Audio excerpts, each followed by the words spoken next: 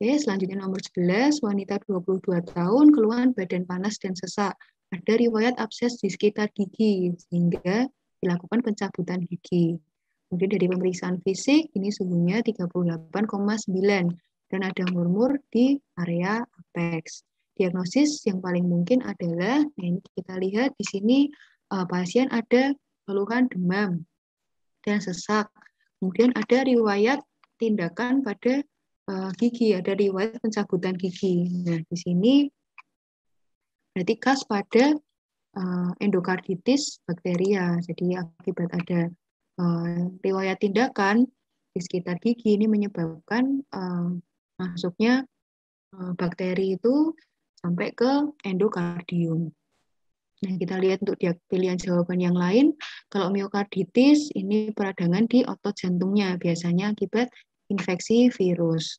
Kalau demam rematik, ini biasanya khas di soal itu adalah diawali dengan infeksi tenggorokan yang tidak diobati dengan baik dan memenuhi kriterianya pakai kriteria Jones.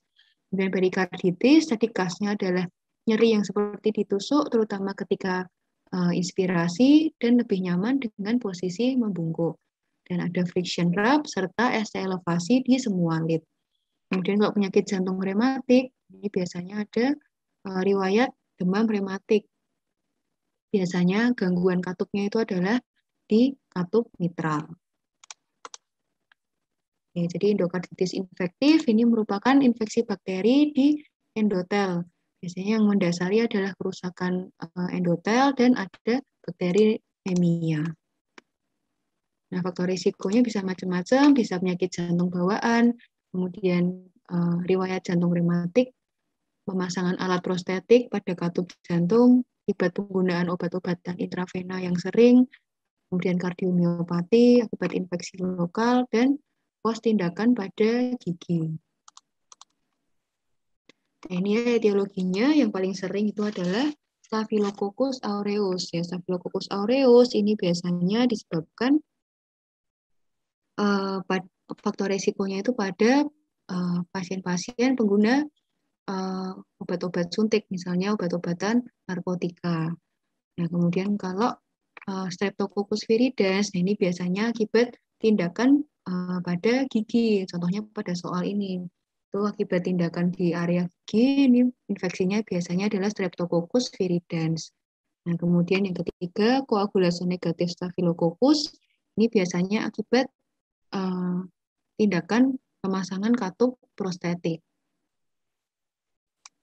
Nah, jadi khasnya di sini ya. Jadi kalau di soal ada riwayat penggunaan obat-obatan intravena, berarti kemungkinan besar etiologinya adalah Staphylococcus aureus.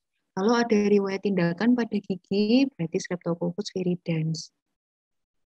Dan kalau ada riwayat pemasangan katup prostetik, itu biasanya koagulase negatif Staphylococcus. Nah, kalau Enterococcus ini biasanya faktor risikonya adalah tindakan operatif, bisa pada gastrointestinal atau genitourinaria. Nah, untuk patogenesisnya, jadi akibat ada kerusakan endotel di katup yang menyebabkan pembentukan trombus. Nah, kemudian ada pelekatan bakteri pada plak trombusnya itu, dan terjadi proliferasi dari bakteri yang menyebar secara hematogen. Nah, akibatnya kerusakan endotel katup ini menyebabkan inkompetensi dari katup, sehingga selanjutnya bisa menyebabkan klinisnya itu gagal jantung. Untuk penegakan diagnosisnya, kalau endokarditis infektif ini dengan kriteria DUK, ya, yaitu ada kriteria mayor dan kriteria minor. Kriteria mayornya itu dengan kultur darah yang positif dan bukti lesi endokardium berdasarkan ekokardiografi. Kalau kriteria minornya itu ada faktor predisposisi, misalnya ada kelainan jantung atau pengguna jarum suntik, kemudian satu kultur darah positif, ada demam, dan ada fenomena vaskular, contohnya splinter hemorrhage, Janeway lesion, dan ada fenomena imunologi, bisa pasiennya itu klinisnya glomerulonefritis, dan ada Osler node, road spot, dan faktor reumatoidnya itu meningkat. Nah, diagnosis endokarditis infektif ini ditegakkan kalau yang definit itu 2 mayor, atau 1 mayor plus 3 minor, atau 5 minor. Sedangkan kalau possible itu berarti masih 1 mayor plus 1 minor, atau 3 minor. Nah, ini contoh gambaran manifestasi klinisnya. Jadi yang sebelah kiri ini adalah splinter hemorrhage. Jadi ada kerusakan di pembuluh darah kecil-kecil di perifer. Ini akibat kondisi vaskulitis. Kemudian kalau yang bawah conjunctival hemorrhage. Ini ada perdarahan di area konjungtivanya. Kemudian yang tengah ini adalah Janeway lesion. Jadi Janeway lesion ini merupakan gambarannya seperti makula, biasanya di telapak kaki atau telapak tangan. Ini akibat adanya trombosis atau adanya mikroabses pada pembuluh darah yang perifer. Kemudian Osler node ini juga biasanya pada jari-jari kaki atau jari-jari tangan. Untuk tata laksananya, kalau non-farmakologisnya berarti menjaga kebersihan kesehatan mulut dan gigi. Kemudian untuk profilaksis ini diberikan pada